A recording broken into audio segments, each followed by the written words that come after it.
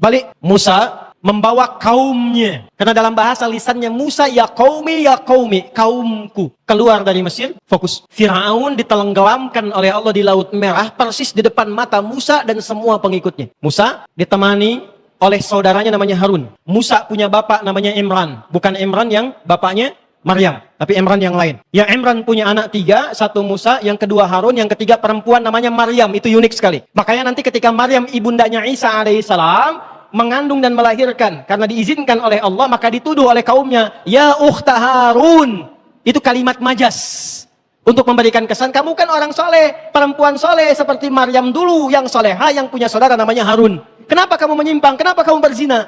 Itu ditemukan nanti di surat Maryam. Balik ke sini. Musa dan Harun membawa kaumnya ini yang telah keluar dari kejaran dan perlakuan serta kekejaman Fir'aun, selesai keluar dari Mesir. Sebelum saya sampaikan sampai ke titik ini, saya ingin terangkan satu hal yang penting dulu. Saya mau tanya pada Anda sekalian. Pernah ada yang tahu nggak berapa jumlah umat Nabi Musa, kaumnya Musa yang ikut dengan Nabi Musa keluar dari Mesir pada saat itu? Berapa jumlahnya? Gampang. Jumlahnya banyak. Itu aja ya, kalau pusing. Jumlahnya banyak. Saya tuliskan permisalan 100 orang. Misal saja, ini telah mengalami sisa-sisa penjajahan, perbudakan, penindasan, tekanan. Saya tanya pada Anda, punya beban psikologi nggak? Punya kenangan nggak? Punya memori nggak? Saya tanya pada Anda, 100 ini adatnya sama tidak? Karakternya sama nggak? Sifatnya sama nggak? Sifat mereka berbeda, karakternya tidak sama, dan mereka menyimpan memori yang berbeda. Ada yang yakin dengan kenabian Musa dan Harun, ada yang taat dengan Musa dan Harun, tapi yang ada pengen ikut-ikut aja, yang penting selamat dari Firaun. Ingat ya? Yang penting selamat dari Firaun. Tapi yang Anda jangan lupakan, penjajahan, penindasan, perbudakan, genosida, itu akan melahirkan luka sosial dan psikologi yang sangat dalam. Lebih dalam daripada diputuskan cinta. Ingat baik-baik. Dan seringkali ketika mendapatkan kenyamanan, justru pengalaman ditindas itu dipakai untuk menindas orang lain lagi. Kalau nggak percaya gini nih, dulu saat kita berjuang nih, Bung Tomo berjuang, pahlawan kita berjuang, dari Kiai Hasim dari Jombang itu punya sayap militer, Panglima Resimennya Kiai Haji Hashim Asy'ari. Di Jawa Tengah, itu masuk nanti Mr. Kasman Singa di Mejo. Sampai ke Jawa Barat, Kiai Haji Nur Ali itu. Ya, semua berjuang. Tapi kalau kita baca sejarah, bukankah di era perjuangan itu ada pengkhianatnya? Ya, lihat pola Belanda pada masa itu. Ada divide et impera, pemecah belah. Ada manipulasi, ada penipuan, ada mengambil hak tanpa dibenarkan. Saya kemarin baru dari Belanda, kemudian mampir ke Delft. Tahu Delft? Ya, itu lampu merah sonoan dikit tuh. Ya. Di Delft itu tempatnya company, bahasa kitanya. Bahasa Inggrisnya company, VOC. Ternyata mereka itu kumpulan sebagian dari Yahudi yang membentuk konsorsium untuk mendapatkan sumber rempah-rempah. Itu ternyata, maaf, kantornya kecil sekali. Saya masih punya dokumentasinya. Cuman gudangnya besar. Kumpulan mereka itulah yang menggerakkan. Kemudian mereka datang ke tanah air, sampai dengan ke Nusantara, sampai kemudian mempraktekkan penjajahan yang membackup pemerintah Belanda. Jadi yang membangun Belanda itu hasil pajaknya dari VOC. Berapa yang didapatkan dari VOC itu? Yang saya mau katakan, dulu waktu VOC datang, pengkhianatnya ada nggak di sini? Ada. VOC waktu itu mengadu domba tidak? Adu domba. Menipu tidak? Menipu. Pangeran Diponegoro kan ditipu, ya kan? Mengagresi tidak? Mengagresi. Sekarang kita telah merdeka. 17 Agustus tahun 1945 kita merdeka sampai dengan sekarang. Pertanyaan saya, ada nggak perilaku anak negeri yang nggak jauh beda dengan perilaku penjajah masa lalu? Yang menipu ada? Ya, yang memecah belah ada, yang memanipulasi ada. Itu yang saya maksudkan. Luka sejarah yang lama itu seringkali memberikan kesan sehingga tanpa sadar dipraktekkan pada generasi berikutnya. Inilah yang terjadi, penindasan pada era Firaun yang saya garis bawahi dengan beberapa poin ini yang akan terbawa oleh beberapa generasi yang ikut Musa ini, sehingga perilaku itu yang melekat pada mereka yang dipraktekkan di kemudian hari. Ini saya kotak ini. Ini nggak akan saya hapus, dan tolong jangan dihapus kalau saya minta hapus ini.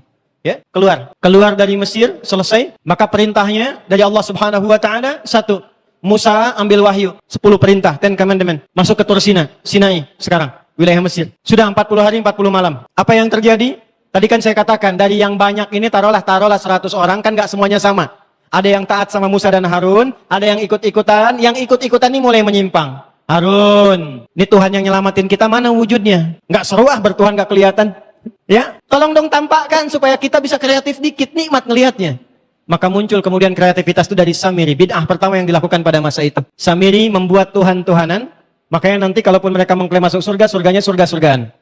Tuhan-tuhanan dari lembu, kemudian disembah dan sebagainya. Singkatnya, keluar Musa, turun, marah melihat itu, dihancurkan semua. Lalu 70 orang dipilih oleh Musa yang baik-baik. Makanya saya tulis 100. Yang tadi selesai. Kalian ini bagaimana? Belum basah, belum kering tapak kaki kalian. Dari keselamatan yang Allah berikan dari Firaun itu sekarang sudah menyimpang dari Allah. Marah Musa. Bahkan saudaranya ditarik jenggotnya tuh. Kamu kerjanya apa, Harun? Kata Harun, ya Musa, jangan begini. Khawatirnya kita jadi fitnah nanti. Ya, maka ketika tenang Musa itu, apa yang terjadi kemudian? Quran surah ke-7 ayat 155. Quran surah 7 ayat 155. Musa memilih 70 orang. Sab'ina rajulan. Di bawah 70 orang ini yang soleh-soleh. Limiqatina, untuk minta tobat kepada Allah subhanahu wa ta'ala. Ya Allah, aku akui mereka memang salah. Tapi engkau kalau mau hukum, ya hukum saya sekalian di sini. Dengan hamba-hambamu yang soleh. Ya kan? Perhatikan cara Nabi itu kalau memohon itu dengan menggunakan kalimat menyentuh sehingga sulit kemudian ya untuk ditolak. Sulit untuk ditolak. Kalau rahmat pasti diberikan, kalau permintaan pasti dikabulkan. Maka apa yang terjadi? Allah sampaikan, yang salah tetap dihukum, yang baik-baik diberikan kebaikan. Maka ketika diterima taubat mereka itu, mereka mengatakan, inna hudna ilaika. Ayat 156-nya. Paling kiri sebelah atas, Quran surah 7 ayat 156. Inna hudna ilaika. Hudna. Hudna, kami kembali tobat kepadamu ya Allah untuk mendapatkan dan mengikuti petunjukmu. Hudna. Kata dasarnya, pelakunya disebut dengan hadu. Sifat keadaannya disebut dengan Yahudi. Orangnya disebut dengan Yahudi. Ketemu Yahudi sekarang? Bani Israel sudah ada? Yahudi sudah ada? Baik, jadi hudna ilaika. Orang-orang yang bertobatnya disebut dengan hadu. Hadu di Quran surah kedua ayat ke-62. Innalladzina amanu walladzina hadu wan nasara, dan seterusnya ayat. Al-Yahud pertama ditemukan di Al-Baqarah ayat 120. Walan tarda ankal yahudu walan nasara hatta tattabi'a millatahu. Ini asal katanya. Ada yang membaca dari garis silsilah disambungkan ke Yahuda ke sini. Jadi Yahudi itu umatnya generasi yang tersambung sampai ke Nabi Musa, sampai ke kini, yang kalau ditelusuri generasinya ke sini, ke Yahuda. Jelas? Tapi yang lebih kuat, karena generasi ini sudah selesai, sudah bercampur semuanya, sudah berbaur semuanya, secara DNA itu sudah semua menyebar, maka yang paling mudah dipahami timbangannya kembali kepada Al-Quran. Wa muhaiminan alaih. Ini, hudna ilaih. Jadi Yahudi itu asalnya sifat, karakter yang menunjukkan komitmen untuk taubat. Yahudi itu orang taubat yang pengen baik lagi, yang pengen tidak musyrik lagi, yang tidak membunuh lagi, yang tidak membunuh lagi, yang tidak ngeyel lagi. Itulah Yahudi. Jelas sampai sini? Baik, kita temukan ini ya. Udah. Lalu apa yang terjadi? Diterima taubatnya oleh Allah, lalu turunlah ayat 157. Saya terima taubat kalian semua, kata Allah, mulai sekarang kalian ikuti petunjuk Musa ini, petunjuk Harun ini, sampai datang Nabi terakhir. Alladzina yattabi'una an-nabiy rasulan nabiyyal ummiyya. Sampai datang risalah penutup Musa, sampaikan pada kaummu sekarang. Generasi kalian akan terus melampaui zamannya, terus hadir lagi keturunan, terus hadir keturunan, sampai nanti lahir keturunan terakhir akan bertemu dengan sosok Nabi yang paling agung, Nabi yang paling hebat, sifatnya ummi, namanya Muhammad sallallahu alaihi wasallam. Maka disebutkanlah nama Muhammad dalam kitab mereka Taurat, sampai kemudian dilestarikan sampai ketemu di puncak Nabi yang terakhir sebelum kedatangan Nabi Muhammad sallallahu alaihi wasallam, yaitu Nabi Isa alaihi salam. Jadi nama Nabi Muhammad tersebut dalam Taurat, tersebut dalam Injil, tersebut dalam kitab-kitab sebelumnya. Sudah disebutkan. Maka singkatnya, menerima mereka semua, lalu kemana kami ya Allah belum menemukan tempat sekarang? Maka disebutkanlah kemudian firman Allah, balik lagi ke tempat asal yang engkau di situ dapat diterima dengan damai. Bapak moyangmu pernah di situ. Ibrahim alaihissalam, Ishak lahir di situ, Yakub pernah tumbuh di situ, hidup damai dengan orang-orang yang ada di sana, balik ke sana lagi. Maka dibimbing ya mereka itu semua untuk memasuki kembali bumi Palestina yang tadi sudah dihapus. Ke sini lagi. Al-Maidah dari ayat 21 sampai dengan 24 ya. Dari kanan dulu ke bawah. Ya qaumi dukhulul ardal muqaddasata allati kataballahu lakum. Wahai kaumku, kata Musa, ayo Allah sudah tetapkan nih tempat yang paling aman buat kita semua, dijamin damai dengan penduduk aslinya. Jadi ke situ itu bukan untuk menguasai, bukan untuk mengklaim itu negeri kami, bukan. Perintah Allahnya datang ke situ supaya bergaul dengan penduduk negerinya. Yang memang mereka kakek moyangnya dulu pernah tinggal di situ, akrab dengan penduduknya. Kalau ke situ ngikuti sistemnya, ikut damai hidupnya, tenang di dalamnya, jangan bikin ulah lagi. Bukan diminta untuk mengklaim ini tanah engkau, bukan. Nggak ada begitu. Ya, jadi hoax kalau ada klaim demikian. Jelas ya? Ya, kalau disebutkan, ya maaf, dalam kitab-kitab yang disucikan, saya tidak sebutkan namanya, Anda sudah tahu. Misalnya ada persepsi demikian, maka itu hoax yang paling populer di muka bumi saat ini. Ya, saya berani mengatakan demikian karena di kitabnya juga tercantum seperti itu. Jelas sampai sini?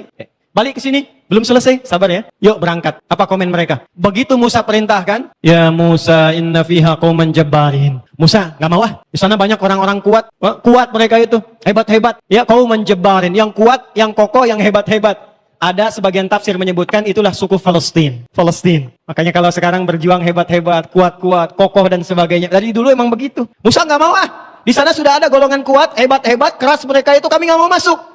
Yang paling dahsyatnya, lihat komennya di ayat 24-nya. Izhab anta wa rabbuka faqatila inna hahuna qa'idun. Kalau masih maksa, Musa, kamu aja dengan Tuhanmu, pergi dulu ke sana, taklukkan dulu Palestina, kalau sudah menang, kabari kami di sini. Kami duduk-duduk dulu, kalau udah menang, kabari, baru kita masuk sama-sama. Tolong catat kalimat ini. Ini menunjukkan bahwa DNA dari Yahudi yang terbawa sampai umatnya Musa yang selamat itu tetap membawa sifat ketakutan yang dalam. Bahasa kerennya sekarang, ada sifat pengecutnya, ketakutan yang dalam. Saya tulis ya, 1, 2, 3, 4, 4. Penakut. Makanya beraninya dari atas pakai pesawat, bom. Nggak berani hadapan satu-satu. Karena penakut. Dari dulu begitu. Ya, dari dulu. Dah, saya percepat, saya mau masuk ke ujungnya. Karena ada peristiwa seperti itu, sudah dihukum. Arba'ina sanatan yatihuna fil ard. Musa, ini kaummu mengalnya luar biasa, udah diselamatkan, udah diampuni tobat, masih ngeyel juga. Saya hukum 40 tahun berkelana. Catat ini baik-baik. 5. Generasi mereka punya siklus 40 tahunan. Tolong catat ini ya. Punya siklus 40 tahunan. Siklus 40. Tolong catat ini. Orang-orang yang baca Qur'annya dengan detil, dengan teliti, dia akan mendapatkan sesuatu yang hebat dari sini. Sudah 5 saja. Yang kelima yang terakhir, siklus 40 tahunan. Maka setelah itu Nabi Musa wafat di daerah dekat area situ, belum sampai ke situ.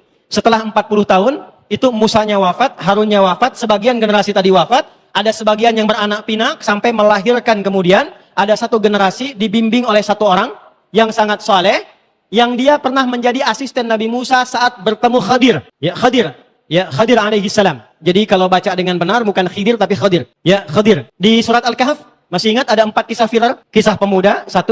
Kisah 2 orang sahabat, yang satu kaya, yang satu sederhana dan saleh. Yang ketiga Musa dengan Khadir, yang keempat Dzulkarnain. Nah, bukankah Anda masih ingat yang menemani Nabi Musa untuk menemukan Khadir itu siapa? Yusha bin Nun.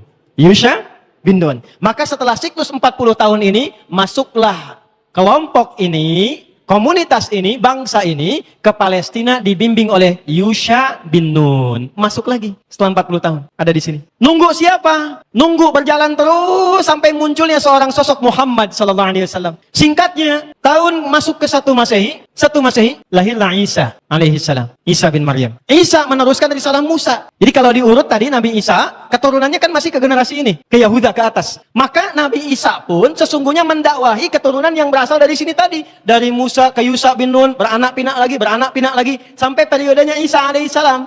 Bayangkan, dari Musa aja kan 1400-an, ya kan?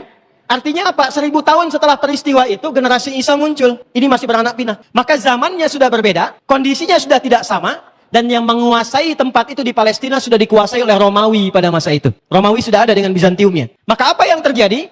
Nabi Isa diutus menjadi nabi dan rasul, diberikan oleh Allah kitab. Standar nabi itu punya kitab. Wa idz akhadallahu mitsaqan nabiyyina lama ataitukum min kitab. Dapat kitab. Maka diberi nama kitabnya Nabi Isa untuk membedakan dengan kitabnya Nabi Musa. Kalau Musa itu Taurat, kalau Isa itu apa? Injil. Tapi kaumnya generasi yang sama, generasi keturunan dari umatnya Musa. Karena kaumnya Musa, maka sama dengan sifatnya Bani Israel. Jelas? Sama punya sifatnya Yahud. Hudna ilaika. Jelas? Sama juga kemudian punya sifatnya menerima kitab, ahlul kitab. Makanya nanti di Al-Quran kita akan temukan, ya Bani Israel, ya ahlul kitab, ya ayyuhalladzina utul kitab. Jelas? Baik. Diturunkan, disampaikan risalah yang sama persis dengan sebelumnya, tapi syariatnya lebih dilengkapi karena sesuai dengan eranya. Dan di era Nabi Isa tetap diinfokan. Akan datang Rasul penutup setelahku, namanya Ahmad. Namanya siapa?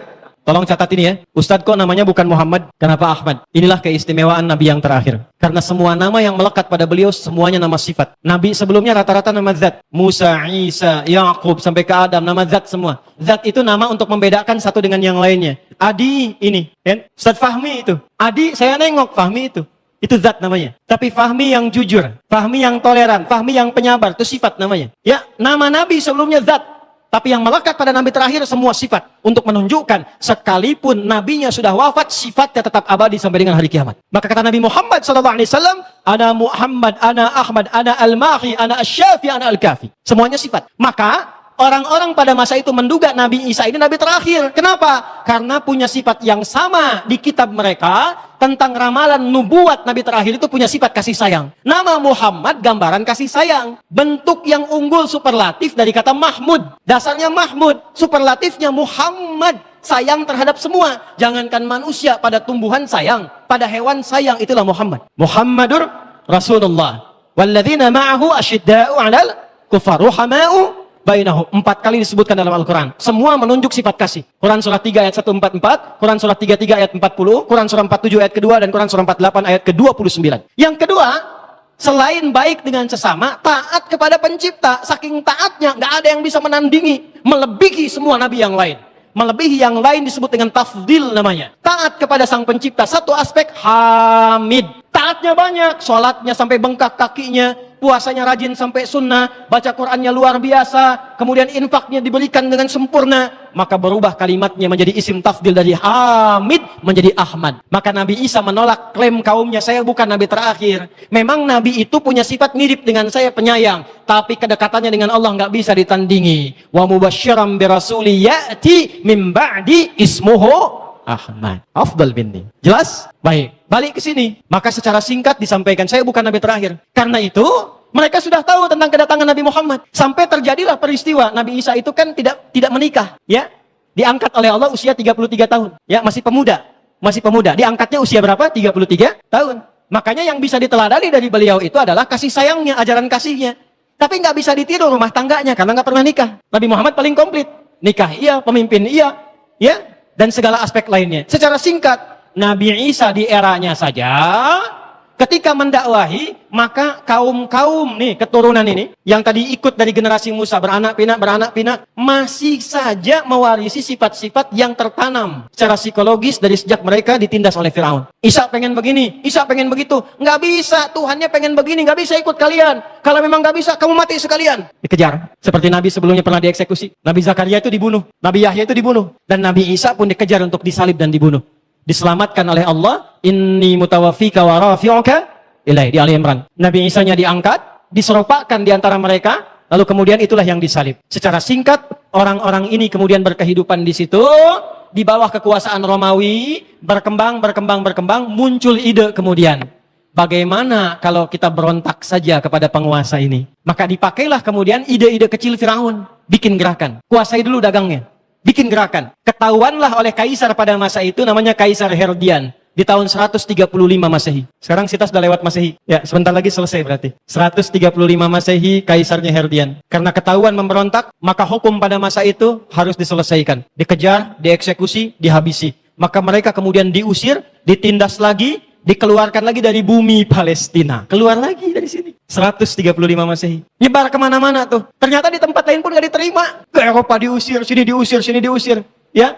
Sampai ke masa-masa berikutnya pun, karena negeri Eropa nggak ada yang mau terima. Mereka punya satu harapan. Cuman satu yang bisa ngangkat kita dan jadi hebat lagi. Cuman satu yang bisa mengembalikan marwah kita, keagungan kita. Yaitu sosok Nabi terakhir yang diviralkan oleh Nabi kita Isa alaihi salam sampai ke Musa, sampai ke atasnya. Kita tunggu dan kita hadir di tempat Nabi itu akan hijrah saja. Lalu mereka bergeraklah datang. Kemana datangnya? Sebetulnya di kitab mereka sudah dijelaskan. Lahirnya akan lahir di tempat bukit, di satu lembah, bukit menghitam, bebatuan besar yang tiada lain adalah Mekah. Cuman di kitab mereka disebutkan Nabi ini akan dipersekusi, Nabi ini akan ditindas, akan diusir dari tempatnya. Dari mana tahu itu dikonfirmasinya? Dari keterangan Warakah, saudaranya Sayyidah Khadijah binti Khuwailid. Jadi beliau itu, Warakah itu datang ke Mekah untuk menunggu Nabi terakhir lahir. Pekerjaannya nyalin Injil, nyalin. Di situ disebutkan Nabi terakhir ini punya ciri-ciri yang sangat jelas sekali. Sampai orang-orang pada masa itu lebih kenal ciri Nabi Muhammad dibandingkan dengan anak mereka sendiri. Kenal dengan Nabi dibandingkan anak mereka sendiri. Tahu persis cirinya. Saking viralnya. Maka apa yang terjadi? Nih saya garis bawahi. Karena sifat mereka yang penakut yang keempat. Gak mau ke Mekah. Kalau nunggu Nabi di Mekah berarti nanti berpotensi ditindas lagi. Diusir lagi. Mendingan kita nunggu di Yathrib aja, karena hijrahnya akan ke Yathrib. Kan di situ nggak ditindas lagi. Maka berangkatlah mereka ke utara Yathrib. Di utara itu daerah yang subur. Tuh, adat Yahudi begitu. Datang ke Yathrib, ngambil utara. Yang utara itu yang suburnya. Ya. Yang selatan yang tandusnya. Yang selatan tuh yang sekarang area Masjid Nabawi dan sekitarannya. Nanti saya cerita. Tapi mereka datangnya ke utara, ke sini. Bayangkan, nggak mau berjuang bersama Nabi, nggak mau bantu Nabi, pengen nunggu Nabi aja nanti kalau sudah kuat datang ke Yathrib. Yang akan membangun kota, mimpin umat. Persis sama dengan kelakuannya seperti era Nabi Musa. Musa, Anda aja yang pergi dengan Tuhan Anda ke sana, kalau menang kabari kami ikut. Persis sama. Maka saking mereka ingin nyamannya dan tidak ingin terganggu lagi, ngambil daerah yang utara yang subur. Di selatan ini nanti akan diisi oleh orang-orang yang datang dari Yaman. Ada dua suku besar nanti, Aus dan Khazraj. Mereka berdagang, sukses, bagus, kaya, dan Yahudi ngambil yang utara. Saking traumanya dengan perjalanan sejarah masa lalu, maka mereka mulai menetapkan pada masa itu, supaya nggak diganggu lagi, supaya tidak diserang lagi, kita bikin strategi seperti Firaun punya benteng. Maka bikinlah mereka benteng di wilayah itu. 3 suku besar, kemudian berhijrah ke wilayah Yathrib, yang kelak dikenal dengan Al-Madinah Al-Munawwarah. Jadi Yahudi bukan suku asli di Madinah, bukan. Mereka pendatang. Maka ada 3 yang viral, Bani Qaynuqa, Bani Qaynuqa, Bani Nadir. Qaynuqa, Bani Nadir. Plus 12 suku yang lain. Teman-teman, itu saat datang, baru menetap beberapa waktu, sudah membuat sayap militer. Setiap 3 suku yang besar itu sudah punya 700 pasukan militer. Belajar dari mana? Firaun. Ini yang saya tuliskan. Mereka bikin benteng seperti Firaun bikin benteng di istananya. Sampai sekarang puing-puingnya masih ada. Terutama bentengnya Ka'ab bin Ashraf. Nanti yang ikut umrah saya tunjukkan sebelah mana lokasinya insya Allah. Nanti di surat Al-Hasyr akan ditemukan rahasianya. Wa dhannu annahum mani'atuhum husunuhum minallahi. Husun itu benteng. Bikin benteng yang kokoh. Berlapis-lapis. Lapis pertama ada perimeter lagi, tokohnya di tengah-tengah. Bikin kekuatan militer. Kalau kita ingin kuat di sini, kuasai militer. Bikin sayap militer, setiap suku punya 700 pasukan. Kedua, gerakan ekonomi. Bikin pasar. Gimana supaya kuat? Lihat Firaun. Harus ada oligarkinya. Ini yang harus dikuasai. Maka apa yang terjadi? Bikin seperti korunnya. Maka apa yang dilakukan? Seperti Firaun memecah belah rakyatnya, pecah belah Aus dan Khazraj. Yang tadinya akur, yang tadinya baik, dipecah sampai mereka berkelahi puluhan tahun gak pernah damai dan menjadi pertengkaran yang sangat luar biasa dahsyatnya. Kalau wafat di Aus, mesti meninggal di Khazraj. Selesai. Maka pada saat itu, Yathrib dikuasai oleh Yahudi. Perputaran pasar ekonominya plus kekuatan militernya. Dan punya spionase. Agen-agen intelijen yang cukup kuat mereka pada masa itu. Sehingga disegani. Di situasi itulah kemudian mereka menunggu datangnya Nabi Muhammad sallallahu alaihi wasallam. Belum selesai, Mas. Mau duduk silakan. Mereka menunggu Nabi Muhammad sallallahu alaihi wasallam. Jadi datang ke Madinah itu, datang ke Yathrib, itu untuk nunggu Nabi Muhammad. Tunggu Nabi Muhammad. Yang menarik apa? Begitu mereka klaim dan diabadikan di dalam Al-Qur'an. Dari mulai kitabnya. Dari kitabnya Al-Qur'an, dari nabinya Muhammad sudah tahu itu. Di kitabnya ada di Al-Qur'an ayat ke-89. Walamma ja'ahum kitabum min 'indillahi musaddiqan lima wa kanu min qablu yastaftihuna 'ala alladziina kafaru falamma ja'ahum ma 'arafu kafaru bi. Mereka udah nungguin Qur'annya. Nabinya Al-Baqarah ayat 101. Walamma ja'ahum rasulun min 'indillah. Tuh. Mereka dah nunggu rasulnya, tahu akan ada Quran, sudah tahu. Ketika nabinya datang ke Yathrib, ke Madinah, nabi datang ke situ, ternyata mereka mendapati realita nabi yang mereka tunggu itu bukan dari keturunan yang mereka harapkan. Mereka berharapnya ingin membangkitkan kembali keunggulan mereka, ras mereka, turunan mereka, silsilah mereka. Pengennya dari jalurnya siapa? Jalurnya Bani Israel. Jalurnya ke atas, Yakub, Ishak, Ibrahim. Ternyata yang dipilih oleh Allah jalurnya Ismail alaihi salam. Maka apa komen mereka? Diabadikan komentar ini oleh Imam Ibnu Jarir At-Tabari dalam kitabnya Jami'ul Bayan an Ta'wili Ayatil Quran, dikenal dengan tafsir Al-Imam At-Tabari. 16 jilid. Jilid pertama, halaman 113 paling kiri sebelah atas. Maka komennya apa? Ya Muhammadun, innaka nabiyyun mab'utsun. Benar, memang engkau nabi yang diutus. Tapi Anda diutusnya bukan untuk kami. Walakin lasta lana, walakinnaka bu'itsta li ghairina. Tapi sayangnya, Anda bukan diutus untuk kami, Anda diutus untuk kaum selain kami.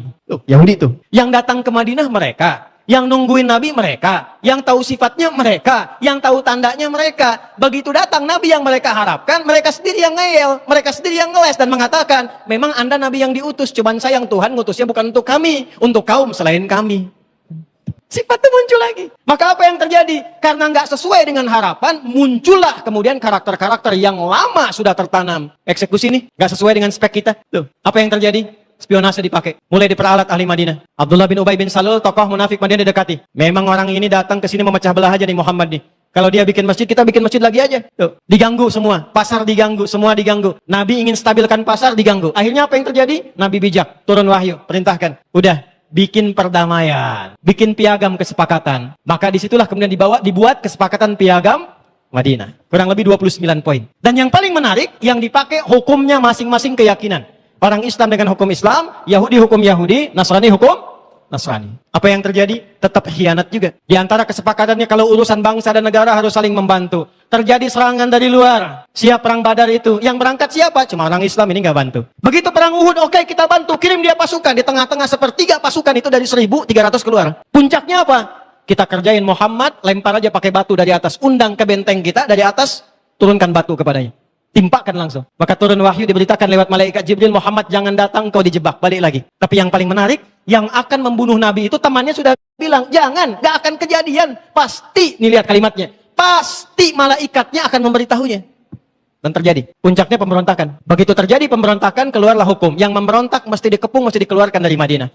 Maka dikepunglah semua golongan Bani-Bani itu, ya, Bani Qainuqah, Bani Nadir, Bani Qainuqah, dikepung semua, dikeluarkan dari Madinah. Pengepungan itu diabadikan dalam surat Al-Hasyr. Tadinya mereka tidak ada yang optimis, nggak mungkin bisa kita kalahkan nih. Bentengnya terlalu kuat, nggak mungkin dikalahkan. Nggak mungkin dikalahkan. Bentengnya terlalu kuat, militernya terlalu kuat, strateginya terlalu kuat. Sampai Nabi mengatakan, cuma ada dua cara yang Allah sampaikan kepada kita untuk mengalahkan itu. Satu, walaupun benteng mereka itu kuat, tapi Allah telah tanamkan di hati mereka sesuatu yang melemahkan benteng mereka, yaitu sifat ketakutan yang sangat dalam. Ya, Al-Baqarah ayat 78 sampai dengan ayat 80. Ya, fi qulubina ghulf bala'nahumullahu bikufrihim faqalilan ma yu'minun. Jadi di hatinya itu sudah ada ketakutan yang mendalam. Karena takut, maka mereka membuat parameter-parameter, takut sekali. Maka ada satu yang harus dilakukan. Sebelum kemudian itu terjadi, maka yang paling atasnya itu, pimpinan atasnya, ya, itu harus diambil sifat takutnya itu untuk diambil masuk ke dalam jantungnya sekalian. Maka dirumuskan strategi. Nabi angkat tangannya.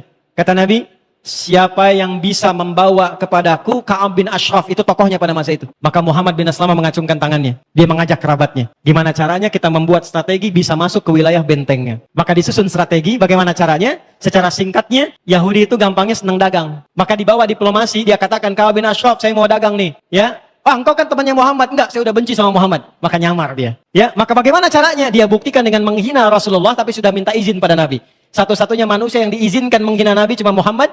Salam. Satu orang. Dibolehkan. Dia mencela Nabi karena itu dia yakin. Oke, kalau gitu saya yakin kamu teman saya. Maka kalau kamu mau pinjam uang kepada saya, kan mau pinjam uang tuh buat modal. Ya, secara singkatnya. Jaminannya apa? Inilah bengisnya Yahudi. Jaminannya anak kamu. Istri kamu dulu, istri kamu. Makanya mereka sekarang menculik anak-anak, menculik perempuan, dibawa. Bukan untuk apa-apa, supaya jadi jaminan. Itu sudah dari dulu karakternya. Itu akarnya. Antum sekarang melihatnya hanya, oh ini Hamas bawa tawanan culik. Ya akhi, otaknya dipakai sedikit lah. Ya. Itu sebelum terjadi, yang di sana tuh udah nyulik duluan. Anak-anak diculik, perempuan diculik, orang tua diculik. Dan bukan 1-2 orang. Tanya sama teman-teman kita nih. Ratusan ribuan orang diculik. Supaya apa? Jadi jaminan keamanan. Itu. Jaminan keamanan. Akhirnya apa yang terjadi? Dia masuk, sudah dia datang ke tempat orang. Dia bikin benteng di situ, dia ambil pasarnya, dia monopoli tempatnya, dia jauhkan orangnya, dia pecah belah kemudian masyarakat yang ada di situ. Itu bukan hanya terjadi sekarang, zaman Nabi sudah begitu, tempatnya di Yathrib. Makanya komen para sejarawan, pasar terburuk setelah Kufah itu Yathrib pada masa itu, sebelum dibenahi oleh Nabi. Jadi datang ke situ, mengeksploitasi wilayahnya, ambil yang paling subur, kemudian tindas orang-orangnya, kuasai pasarnya, kemudian tindas orang-orang sekitarannya, ambil pasarnya, dan kuasai militernya. Itu mereka. Maka kemudian, nggak bisa lah, masa orang sehebat engkau mengambil istri kami, setampan engkau mengambil istri kami. Kalau begitu kata Ka'ab bin Ashraf, anak kamu saja. Nanti apa kata orang-orang Yahudi yang lain, kaum kamu itu, masa bangsawan Yahudi cuma ngambil anak orang? Kalau gitu bagaimana? Kalau senjata kalian saja. Maka 3 orang ini sepakat, baik, senjata kami akan kami kumpulkan sebagai jaminan pinjam modal darimu. Saat pinjam senjata itu, itulah strateginya bagaimana masuk ke benteng Yahudi tetap membawa senjata. Pada masa itulah masuk kemudian ke dalamnya, senjata masih dibawa, lalu Ka'ab bin Ashraf ini, maaf teman-teman sekalian, itu orangnya modis, selalu pakai parfum, dan selalu ganti-ganti perempuan. Malam itu baru nikah dengan istri yang baru. Saat akan malam pertama, kata istrinya, ada panggilan dari luar kan? Ka'ab keluar, kita ada janji. Kata istrinya, jangan keluar suamiku, saya mencium bau tetesan darah di luar. Kata suaminya, nggak mungkin, tenang aja, ini kan benteng yang kuat. Keluar dia. Begitu keluar, secara singkatnya dicium oleh sahabat tadi, engkau wangi sekali, ajak jalan-jalan. Karena luas sekali. Ajak jalan-jalan, begitu pengen nyium lagi, boleh nggak cium lagi, tundukkan kepalamu sedikit. Begitu ditundukkan, lantas kemudian dieksekusi. Dibawa kemudian kepalanya diserahkan kepada Nabi SAW. Begitu yang atasnya itu dapat, maka ciut nyali ke bawahnya semua. Itu yang menjadikan kalau komandan-komandannya itu di lapangan tuh kena satu, yang lain ciut semua, nggak ada yang mau berani. Makanya yang disewa tentara bayaran dari luar. Paham nggak sampai sini? Gitu. Makanya pakai pesawat, bum bum bum bum bum, nggak ada yang pengen langsung. Kenapa? Karena memang DNA-nya penakut.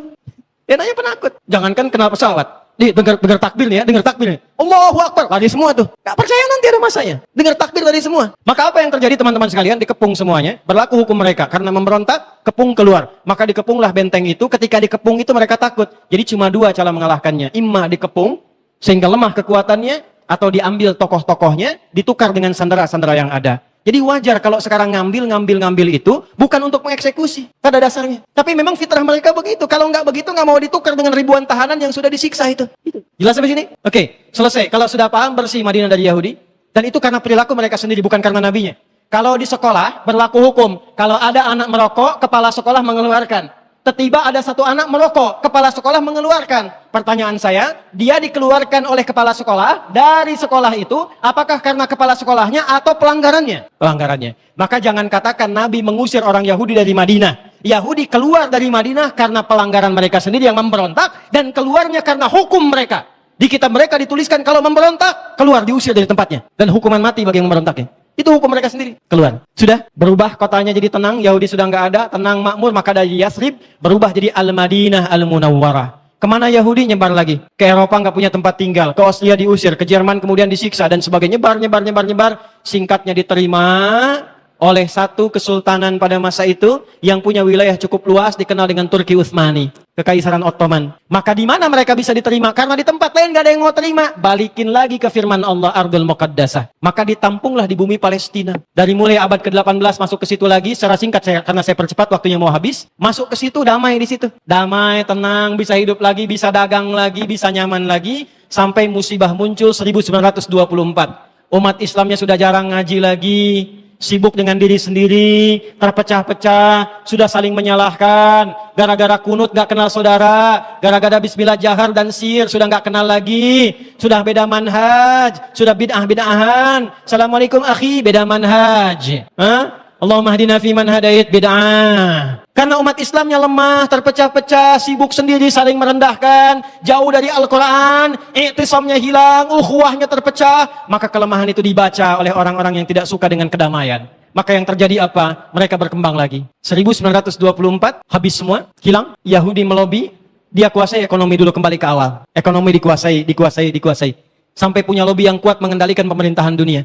Inggris diminta, dibuat perjanjian Balfour secara cepat. Tiba-tiba dibagi-bagi. Turki Utsmani kalah, masuk kemudian ke situ. Cerdasnya pada masa itu, cerdasnya Sultan pada masa itu, beliau mewakafkan wilayah Ardul Muqaddasah sebagai wakaf agama. Yang sekarang otoritasnya Yordania menjaga itu. Dulu orang Islam menjaga di bumi Palestina. Jaga betul.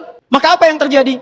Setelah mereka masuk dipecah, terjadilah bencana Nakbah 1948. Maka cara masuknya persis sama ketika masuk ke Madinah. Persis sama yang dilakukan oleh Fir'aun, pecah belah dulu, bagi dua wilayahnya. Masuk ke tengah-tengah, putus hubungan antara utara dengan selatan. Barat dengan timur, putuskan dulu. Maka dibagi dua kemudian oleh mereka. Secara cepat saja, dibagi dua wilayahnya. Mereka masuk ke tengah dari kecil.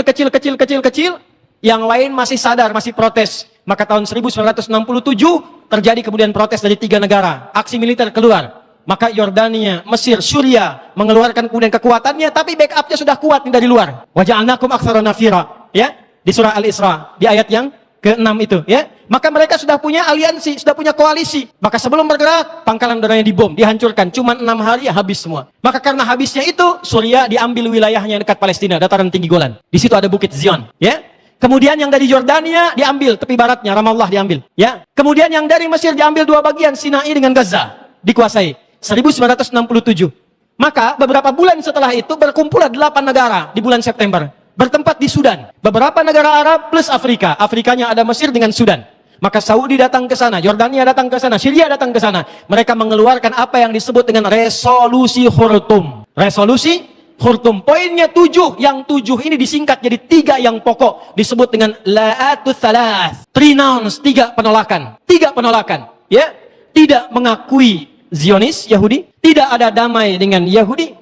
dan tidak pernah membangun hubungan diplomatik dengan Yahudi. Siapa Yahudi yang dimaksud di sini? Itulah yang dimaksud gerakan baru, bukan Yahudi pada umumnya, bukan. Jadi orang-orang ini yang ketika di era Nabi terpencar, di masa Utsmaniyah ditampung, ketika itu lemah, mereka mulai muncul khayalan tingkat tinggi lagi. Sudah, Nabi sudah nggak ada yang diharapkan. Sekarang kita ingin membangun kekaisaran Solomon saja, bikin Solomon Temple yang baru, bangkitkan lagi. Sudah nggak ada sekarang nabinya, yang tinggal ditunggu Dajjalnya, Mesiasnya yang datang. Maka harapan mereka untuk mempercepat itu semua dan mereka bisa kokoh kembali seperti harapan mereka harus membangun kekuatan besar untuk membangun kedigdayaan lagi. Maka apa yang harus dijadikan klaimnya? Klaimnya apa? Objeknya apa? Tidak ada yang lain kecuali kuil Sulaiman.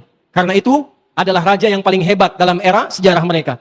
Bisa menaklukkan awan, bisa bicara dengan binatang dan sebagainya. Maka ditandai situsnya, satu. Yang kedua, ini gimana cara ngajak lain-lain supaya datang ke sini? Kan nggak mungkin kalau dipaksa datang saja. Maka dibawa dengan ajakan, kita bangkit kembali seperti nabi-nabi kita yang hebat yang ada di Bukit Zion. Maka muncullah aliran membawa kepada arah Zion yang disebut dengan Zionisme. Sifatnya disebut dengan Zionis.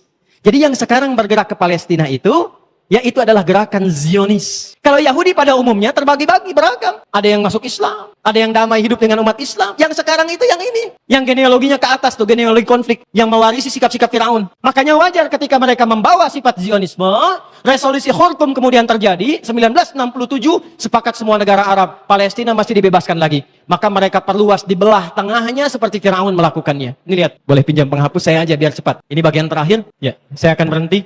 Ini Palestina, dah, ini tepi barat, ya, yang dekat ke Jordan. Ramallah, Al-Quds, wilayah sini. Ini kita gambarkan yang Gaza saja. Ini yang dekat nanti selatannya ke Rafah. Utaranya yang ada rumah sakit kita ini, yang sekarang sedang terancam di utara nih. Ya, yang teman-teman ada di sini. Gambarkan di sini aja biar cepatnya. Ini semua Palestina. Di peta awal namanya juga Palestina. Peta silahkan putar. Ya, saya punya, tadi saya katakan, saya punya Bible yang edisi internasional. Yang depannya ada petanya. Itu 1200 tahun sebelum Masehi, itu tertulisnya Palestina, dan masih ada tulisan Gaza.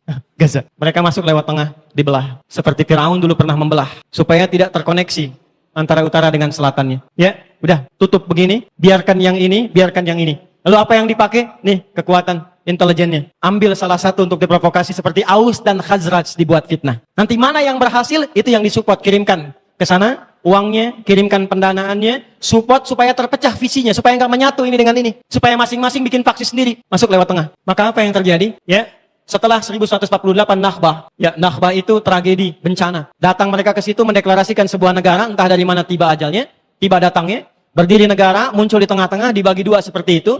Maka pertama berdiri PLO, sekitar 1150-an, dengan tokohnya Yasir Arafat, Allah yarham alaih. Ya, Palestina Liberation Organization. Itu berjuang dengan sayap militer, dengan tenaga, dengan pikiran, dengan semuanya. Gabung semua di situ. Maka apa yang terjadi? Setelah 1167, gagal tadi yang 3 negara, sepakat 8 negara, tapi yang terjadi ternyata jauh panggang dari api.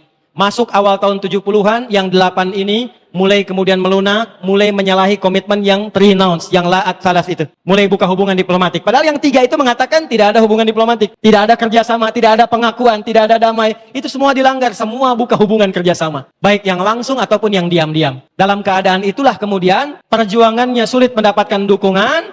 Dan kalau Anda menelusuri sejarah, ternyata tahun 1931 sudah ada orang-orang dari Indonesia. Walaupun Indonesianya belum lahir, yang sudah berangkat sampai ke Gaza. Yang pemimpinnya yang berada di Mesir pada masa itu dan bertemu dengan Syekh Al-Amin Al-Husaini. Namanya siapa? Masih ingat? Kiai Haji Kahar Muzakir. Kiai Haji Kahar Muzakir menggerakkan 6 orang pemuda dari Mesir untuk ikut berjuang, bahkan berjuang dengan militer. Ada yang namanya Jaka, ada yang dari Lampung, ada yang dari NTB, ya, ada yang dari NTB, ada yang dari Lampung, ada yang dari mana-mana. 6 orang berjuang sampai syahid di sana. Ya, ada yang datang ke sana. Dulu masih perjuangan, karena kenapa? Palestina, mereka juga membela perjuangan kita di sini, kita pun mendukung perjuangan mereka di sana. Ya, makanya ketika kita akan deklarasi kemerdekaan, 9 September 1944, Syekh Muhammad Al-Amin Al-Husaini itu mensupport sampai berangkat di Jerman, di radio Jerman, itu mereka mendukung melalui Syekh Muhammad Al-Amin Al-Husaini, mufti pertama yang memberikan dukungan kemerdekaan Indonesia dari Palestina, dari Yerusalem beliau. Ya, negara pertamanya Mesir, mufti pertamanya dari Palestina. Dibalas itu dengan Kiai Haji Ahmad Muzakir, ya, yang beliau datang kemudian ke sana, Kahar Muzakir datang ke sana, memimpin, membawa dengan tulisan-tulisan yang tulisan itu diabadikan kelak. Nanti ada di Suara Muhammadiyah, ada juga di edisi Mujtama yang di copy paste tulisannya oleh Babeh Ridwan Saidi kemudian hari. Sampai sekarang masih bisa diakses tulisannya. Jadi saya mau katakan hubungan Indonesia dengan Palestina itu hubungan yang sangat dalam, sudah jauh-jauh hari, sudah masa sebelum kemerdekaan, saling support kemerdekaan. Jadi kalau sekarang ada di Indonesia yang kunutnya untuk Palestina, donasinya untuk Palestina, hartanya untuk Palestina, pikirannya untuk Palestina, karena memang kita satu dengan Palestina. Tapi yang mau saya katakan tadi, karena sudah nggak ada harapan, maka sebagian bangkit. Maka muncullah Syekh Yasin, Ahmad Yasin. Syekh Yasin ini menarik. Beliau berangkat ke Mesir tahun 1155-56, belajar di Al-Azhar, ditangkap oleh rejim pada masa itu karena diduga ikut dengan gerakan Ikhwanul Muslimin. Dulu Jamal Abdul Nasir itu sahabatan dengan Syekh Hasan Al-Banna, sahabatan dua-duanya itu.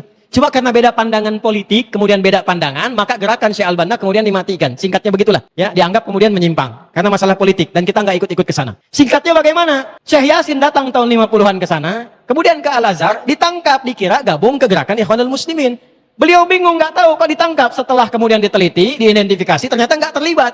Tapi dari situ kemudian beliau mengenal lebih jauh. Ikut ke situ, ikut gerakannya, ikut kemudian apa yang dilakukan dari gerakan-gerakan tarbiyahnya sampai pada tanggal 14 Desember tahun 1987 ketika melihat realita tidak ada yang berjuang lagi, sementara anak-anak ditawan, perempuan dibunuh, orang di jalanan ditembak begitu saja, masyarakat dipecah belah, Al-Aqsa semakin digali semakin dekat, tidak ada yang mempertahankan, sementara dunia Islam di luar tidur semua. Maka beliau membentuk dengan sahabatnya 6 orang, termasuk di situ ada Syekh Dr. Abdul Aziz Rantisi, dengan beberapa kolega yang lain, maka didirikanlah gerakan Harakah Muqawamah Al-Islamiyah, disingkat dengan Hamas namanya. Itu yang sekarang jadi trending topik itu, Maka dari tahun 80-an itu mereka dididik oleh Syekh Yasin dengan Al-Quran. Diajarkan kepada mereka tentang kisah-kisah ini. Bagaimana perjalanan Yahudi, karakternya bagaimana, sifat penakutnya bagaimana, cara masuk ke mereka bagaimana, seperti apa gambarannya, dan dihitunglah siklus 40 tahunan. 1987, 40